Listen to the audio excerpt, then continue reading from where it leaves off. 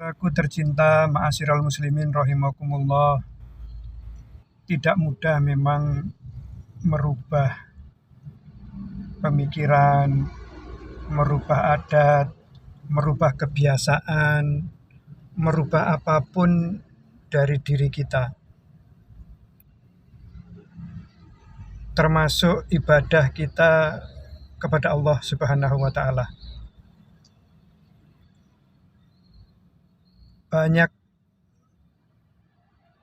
ibadah-ibadah yang semestinya harus sama dengan yang diberikan Rasulullah, yang dituntunkan Rasulullah.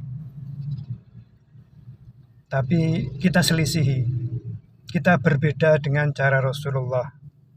Lalu dengan berprinsip itu baik, berprinsip yang penting hati kita. Jadi prinsip-prinsip yang kita bangun dengan pola pikir kita sendiri, bukan pola pikir yang diinginkan Allah dan Rasulullah Muhammad SAW. Artinya begini, banyak ibadah-ibadah yang seharusnya tidak kita lakukan, kita lakukan. Kalau hanya mencari alasan, saya mungkin bisa mencari 1000 alasan. Misalnya, saya melakukan sholat subuh itu 4 rakaat. Akan saya cari dalil-dalilnya. Karena apa? Sholat 4 rakaat itu tidak dilarang. Itu. Terus saya cinta dengan sholat. Luar biasa saya cintanya dengan sholat. 2. Baru 2. Banyak. Saya mungkin kalau mau atau saya tuliskan bisa ribuan alasan untuk membenarkan kenapa saya sholat 4 rakaat pada waktu subuh. Dan sebenarnya pernyataannya atau jawabannya kan simpel. Itu karena sudah dicontohkan oleh Rasulullah, dituntunkan oleh Rasulullah, sholat wajib itu 2 rakaat untuk sholat subuh. Ya, walaupun tidak ada larangannya, kita sholat subuh itu 4 rakaat. Larangannya umum. Kata Rasulullah, kalau kamu melakukan ibadah yang tidak dariku, maka ibadah itu tertolak. Kutinggalkan 2 perkara untukmu, Al-Quran dan sunnahku. Maka siapa yang berpegang teguh pada keduanya, dia tidak akan tersesat dalam selamanya. Jadi kita tidak akan tersesat di dunia maupun di akhirat kelak. Kalau kita mengikuti, itu yang umum. Jadi kalau sudah ada contoh, misalnya Rasulullah lahir, merayakannya gimana, kan sudah ada contoh. Bukan mencari larangannya, tapi sudah ada contohnya. Kita melakukan tahlil, sudah ada contohnya banyak. Bagaimana kira kita tahlil. Lalu kalau ada kematian, kita bisa mencari contoh-contohnya dari Rasulullah, bukan nyari larangannya. Kita cari Rasulullah kalau ziarah ke istri tercinta Bunda Khadijah, bagaimana? Kita cari Rasulullah kalau ziarah ke putra-putranya yang masih kecil-kecil meninggal itu, bagaimana? Lalu yang sudah dewasa juga ada putri-putri beliau selain Bunda Fatimah. Kita bisa cari kok. Apalagi ziarah kubur. Kita bisa cari bagaimana Rasulullah itu ziarah kubur. Bukan maunya kita. Kalau mencari alasan, ribuan alasan. Kalau saya bisa menciptakan 1000 alasan, kalau ada 1000 orang seperti saya mencari alasan, maka ada sejuta alasan untuk mencari pembenar bagaimana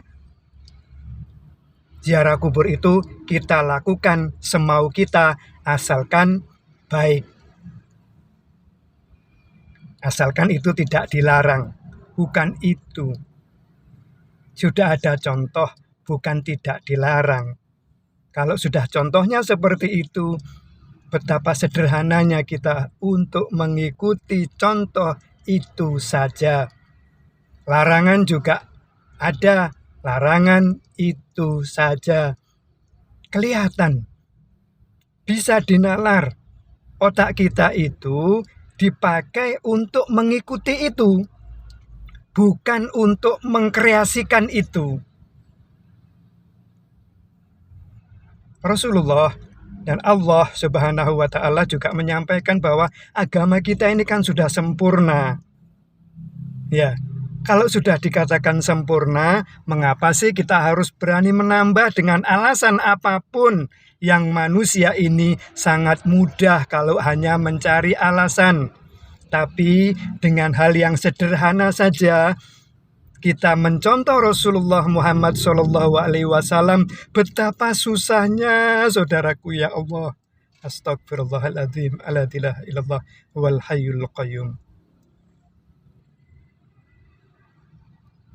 Ayo, kita cari saja yang dari Rasulullah Muhammad SAW.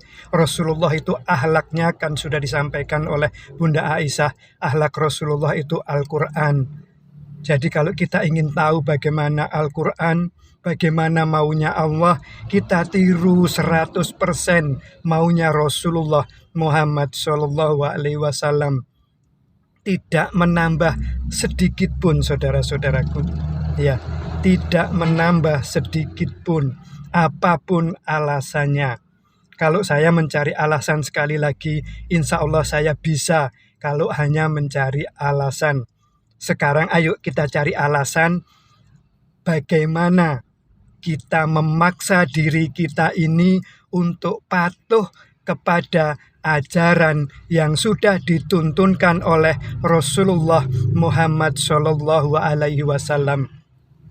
Kalau panjenengan mengatakan ada 3 itu cara beribadah. 1 qaul,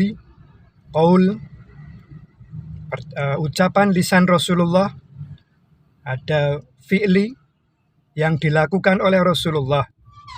Nah, kita biasanya pakai yang terakhir ini untuk mencari alasan, yaitu takrir ya.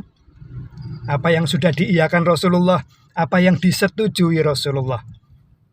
Baik, kalau dulu banyak sahabat-sahabat yang seolah-olah mencari sendiri amalannya, lalu disetujui Rasulullah. Oke, kita cukupkan dengan amalan yang sudah disetujui Rasulullah saja.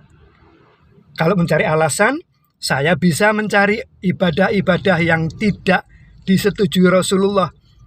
Mengacu dengan itu tadi, takrir. Bilal pernah melakukan sesuatu yang dicontohkan Rasulullah, maka saya bisa melakukan itu. Apakah kita Bilal? Apakah kita sahabat Rasulullah?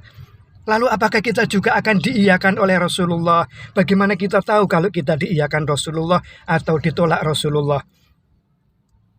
Yang pasti kemungkinan ditolak itu besar, karena Rasulullah sendiri yang mengatakan kalau amalan itu tidak dari Rasulullah Muhammad SAW akan tertolak.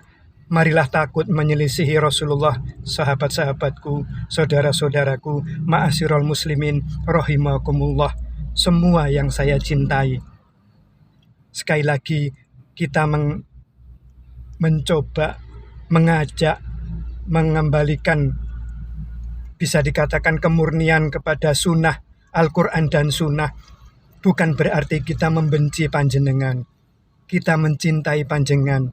Ayo sama-sama mencari bersama apa yang dilakukan Rasulullah dengan seluruh ibadah-ibadah yang sudah dicontohkannya, yang sudah diiyakannya, yang sudah dilisankannya. Wallahu a'lam.